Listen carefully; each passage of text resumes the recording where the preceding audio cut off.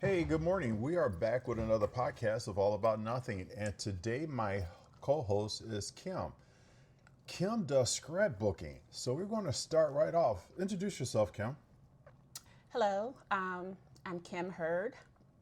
I'm the owner of Jolie Kit Club, and I'm excited to be here on All About Nothing with Will. Welcome. So, when did your scrapbooking journey, how did you get into it? It started in 2001. It was right after my mom died, and I found myself with all these pictures. And I had a friend that was into scrapbooking, and initially it hadn't interested me, but I was like, what am I going to do with all these pictures? You know, they were falling out of the old albums because those things don't last.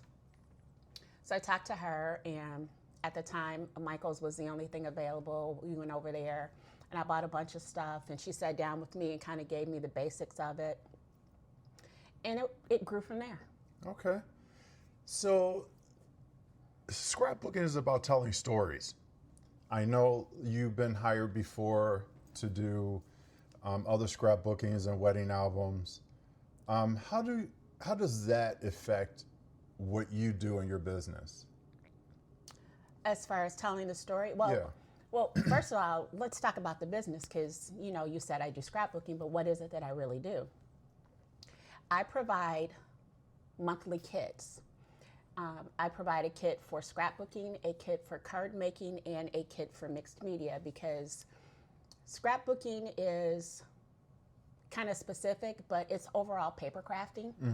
And so with my kits, I put in papers and embellishments, things that coordinate so you can make your scrapbook pages to tell your story. And the same thing with the card kit. There's things in there.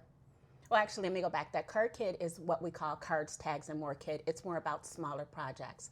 There could be stuff in there for cards or what paper crafters like to do, like these elaborate tags or mini albums or junk journals, and those are really popular right now.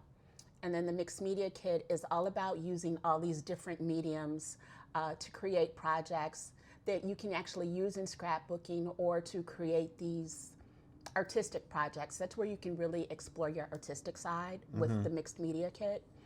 And ours is different because we just don't give you the mediums. We actually provide a project in there too. So you can open that kit up. It stands alone. You don't need anything else and you can get started. Plus, we do smaller samples of the mediums because you never know what you like. But if you get our kits, they'll all mix and match and interchange, and you're building up your stash and you're getting to know what you like. So then you can go buy the larger size. Okay. What was it about the process that truly hooked you into this? When I started doing it, going through all the pictures that my mom had, um, it was about the memories.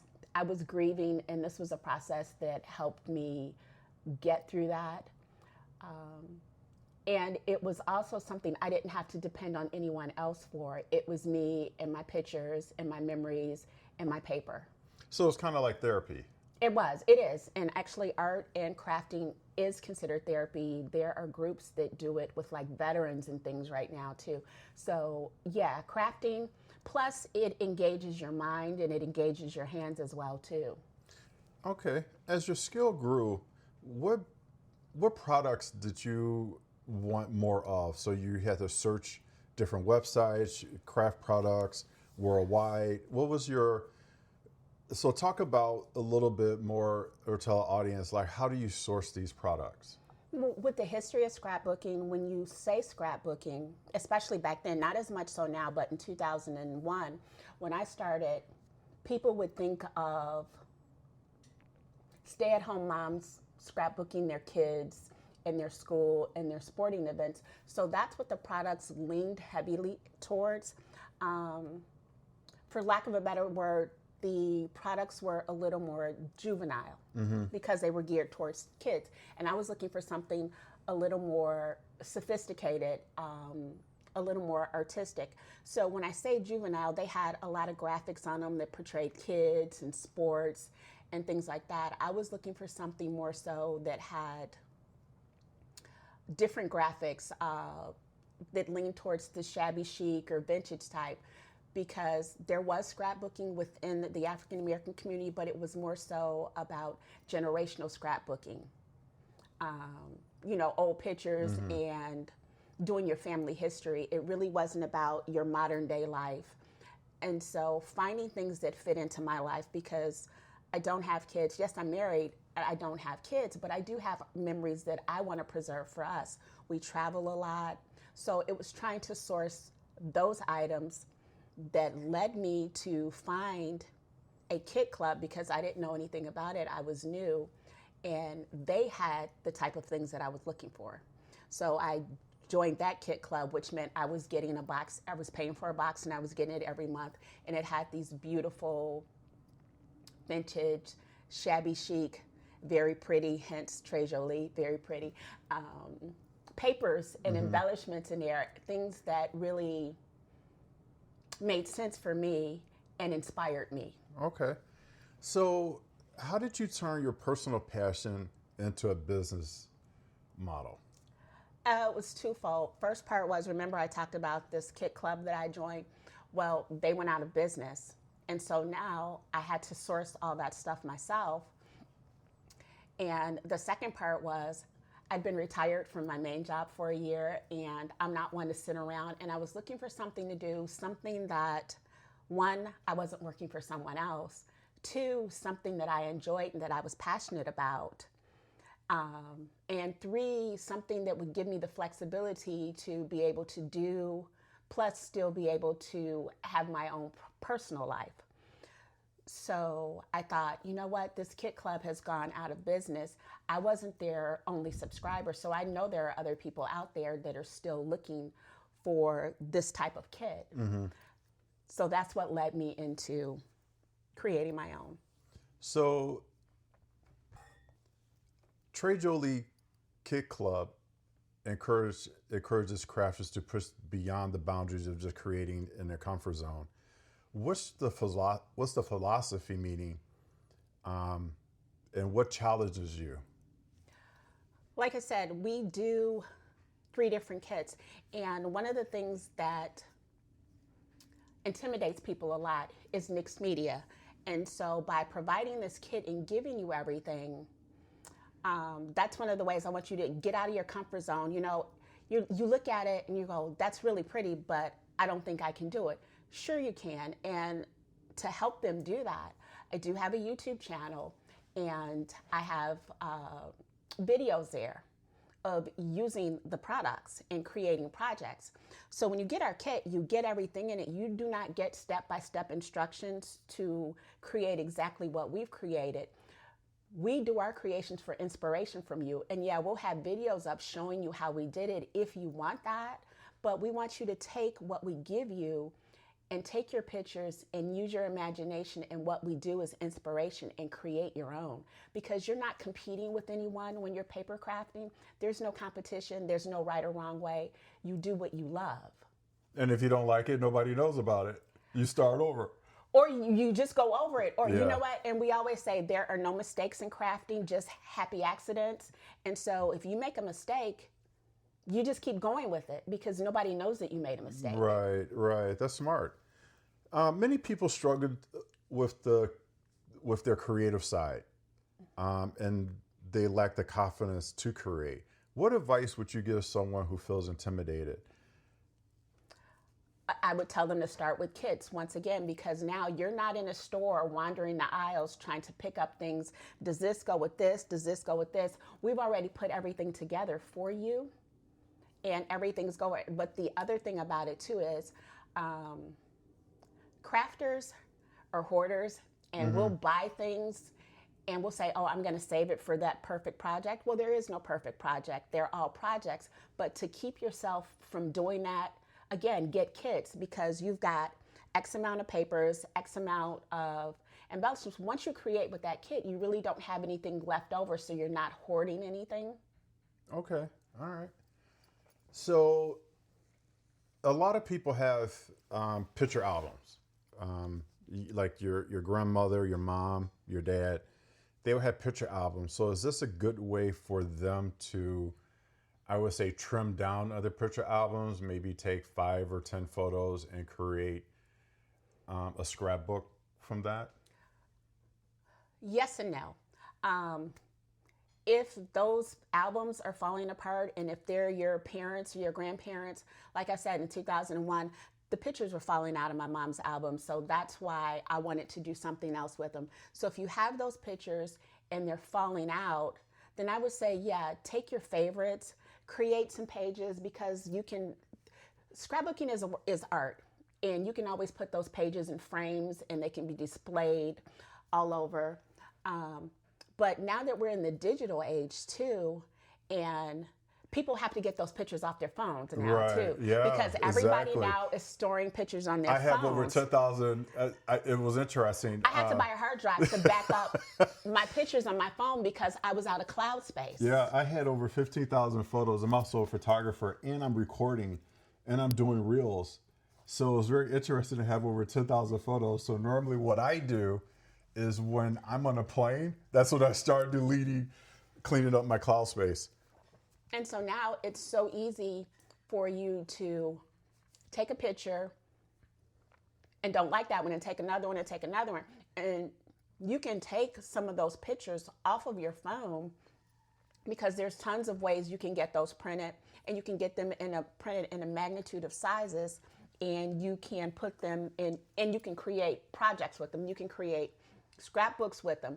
Yes, you are adding another book, but you're adding an artistic book now. So instead of someone sitting down and just flipping through a photo album looking at pictures, now they're flipping through your scrapbook, and each one of your layouts is telling a different story from the pictures that you choose for that page.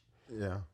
And so it evokes a different emotion than just sitting looking at pictures in a book versus looking at pictures in a scrapbook. Okay. So the community plays a major role in your brand. What are some of the practical or organizational tips that you could foster, or what's the purpose of fostering connections and creativity in selling some of your products?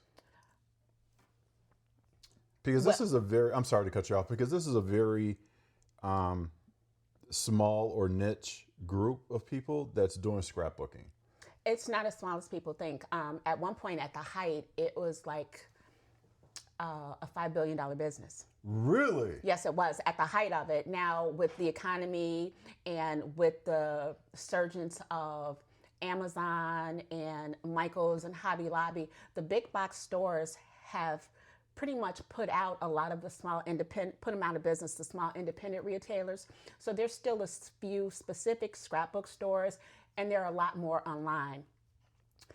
But community is a big thing because, yes, it's something you can do on your own, but it's also something you can do as a group. Now, our community is all online because my business is online. So we have a Facebook group, and it's called the Jolie Kit Club Cafe. Curated Cafe. I love Paris. It's all falling into that Paris thing. And what you do there is you get to share your projects, because a lot of times too, you may have friends or family that are stuck back in 2001 where this was a craft for, like I said, those stay-at-home moms with kids, and a lot of them were not African American. And so this is still something that's still kind of new to our community, even though my cafe and kids and everything are open to everyone. I want people that look like me to see me doing this and not be intimidated and saying, oh, that's not something that I can do. If you're interested, it's always something that you can do. And so with the community, we're sharing our project. People get to see what you do. And that's why it's such a big thing, because then you make these friends online, and if you get a chance, you can meet up together and you can scrapbook together too. And so you're sharing stories and you're swapping stories, and you're also creating. Now, you also go to, at break, we were talking about traveling. You go to conventions as well, right? I do. I have a convention coming up. I'm not sure when this is going to air, but I do have a convention coming up March 6th through 8th, and it's all vendors. We set up our booth, and people buy their tickets to come in, and walk around and shop. And here I get to display my products. I get to display projects created with that. And I get to talk to people face to face too. With an online business, you really don't get to interact with your customers face to face, but it also gives me a chance to foster relationships with new customers as well. And how many people are at these conventions? I know you don't have a exact count, but just ballpark it. This is a smaller one.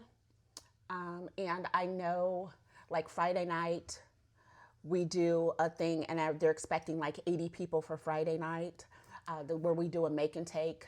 They buy a ticket, they come in, you create a project, and you've got 10 people at the table at a time. And all 10 of them are making the project that you created from your kit.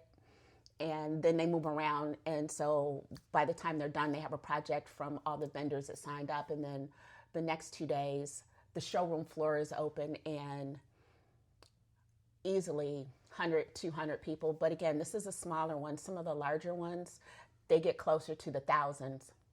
Okay. All right. Now, you do other things besides kits. I do. In 2000, I decided that I wanted to upgrade my website and switch over to a full e-commerce, because when I first started, I did everything myself. I created my website through GoDaddy and PayPal, and I decided it was time to upgrade the website, but I also upgraded my equipment. In scrapbooking, one of the embellishments you use are chipboard shapes. And I was always trying to source chipboard shapes from other companies that did chipboard. They specifically did chipboard, but I'm trying to find something that I want to match my kit in my mind. And so a lot of times I had to settle on something that came close, not the vision I had in my head. So I decided to buy my own laser cutter. I have an industrial laser cutter now. So I do my own laser cut chipboard, but along with that, I can do other things. I can do wood cuts. So I've created projects for kits out of wood that can be put together and then decorated. And So I'm going to cut you off right now because I want you to tell this story. So you're telling me at break that you had something on your luggage, and all of a sudden your luggage comes out of the plane, and it comes through the carousel, and something's missing. Right. So I also do luggage tags, customized luggage tags.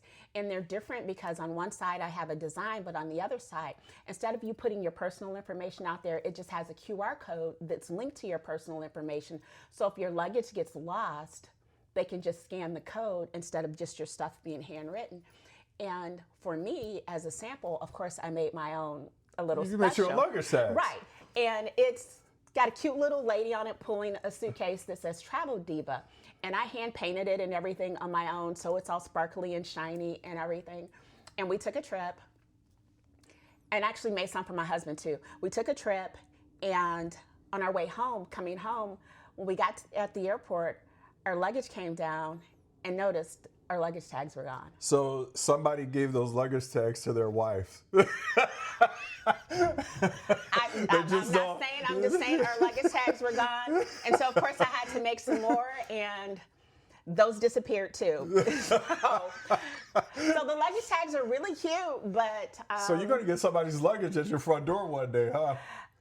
Or a call from somebody saying, we got your luggage. We're like, yeah, no, you don't have our luggage. You may have our luggage tags, but not our luggage, yes. All right. So, and along with luggage tags, I do cutting boards. I do engraving on cutting boards. I've created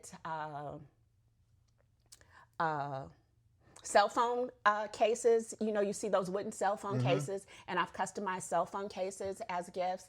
I've also done, I created a cigar box, mahogany cigar box, you know, felt lined and everything, customized. I've done the meat claws for meat shredding. That went as an attachment to a cutting board. I've done coasters, wooden coasters and things. So yeah, I do engraving as well. Okay. So how I found you, Kim, is you actually designed some luggage tags for my coach, my MMA coach, and that's how I found you. And it was interesting because I was like, who makes those luggage tags? Because I want some. So I got some luggage tags now. Yep, and hopefully yours stay put. Yes, yes. Well, a lot of people don't touch, a symbol of a boxer or a kickboxer. That's true. That's true. But a sparkly travel diva, yeah. Yeah, exactly. So what's the different design? Have you designed things for individual clients or individual corporate clients as well? I'm working with someone now for my first corporate client. We're Okay. still working on things, but individual clients, yes, I've done on both sides. I've done some custom wedding scrapbook albums. They've given me a set number of pictures and they said, use your own creativity. And I created a 10-page wedding album.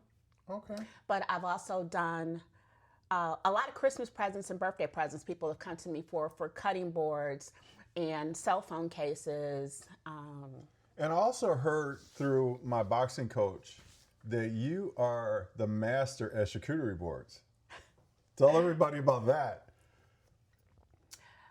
Not only can I engrave your board, I can go to the store, get some meats and some cheeses, and whip up one heck of a charcuterie board to the point where if we're going anywhere, should I bring things? Well, why don't you make one of those beautiful charcuterie boards that you make? So I do love a good charcuterie board too. I'm gonna have a party this summer, so I'm gonna have to clean off my countertop and scrub it down because I actually want the charcuterie on the counter. Yeah. Okay, we can do that. All right. Looking ahead, how do you see Jolie Kit Club customized design? How do you find that evolving? That's a good question. It's hard right now because of the way the economy is. And when the economy is low and people are tight on money, the first thing that they have to give up are their hobbies. So the whole business right now, it's waxing and waning. It's up and down and it's up and down. So for my legacy, I would like to, when I decide to go out, to be able to go out on top where, everything is good. And I just decide that, okay, it's time for me to, break off with that. I will always have the laser. And so I will never turn down an engraving, even if I'm done with the scrapbooking portion of it. I'll never turn down engraving. I like my laser. I like using my laser. So we could carry that legacy over from the paper crafting over to the, let's say, wood crafting, so to speak, as far as the legacy. But along with all of that, one of the big things that I do pride myself on is my customer service. So I do want to keep that legacy up. I treat people the way that I want to be treated, and trust me, I'm a hard person to please as a customer. So I want to make sure that my customers are pleased. Okay. So we're going to be wrapping this up, but I have one final question, then we're going to get into a lightning round question. Okay.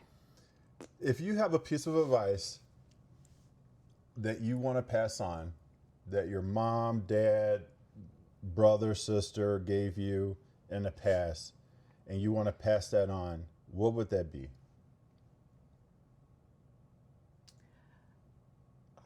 It sounds so cliche, but it's like, don't try, just do. Okay. Just do. And along with that, too, someone once told me, never come to me with a problem, come to me with a solution. Because if you come to me with a problem, you have to live with someone else's solution. Yeah. If you come to me with the solution, they have to live with yours. All right. Okay. So we're going to do a lightning round question. Okay. Are you ready? I'm ready. Coffee or tea? Tea, chai preferably. Early morning crafting or late night crafting? Late night crafting. Paper or digital design? Paper. Ooh. Well, no, I say paper because my crafting is 100% Okay. paper, but I do use digital for my planner, for my business and personal planner. Okay. I'm digital. One color you're always drawn to? Pink. All right. And that wraps us up for All About Nothing. And this is Will Knight, your host, and our co-host is Kim Hurd. Thank you for having me. No problem. And tell everybody, where can they find you, or a website or something like that? Our website is www.trejoliekits.com. That's TRESJOLIEKITS.com. JolieKits.com. And then you can also search for Trey Jolie on Instagram, Facebook, and YouTube. All right. Thanks a lot, and we'll talk to you guys later. Thanks, Kim. Thank you.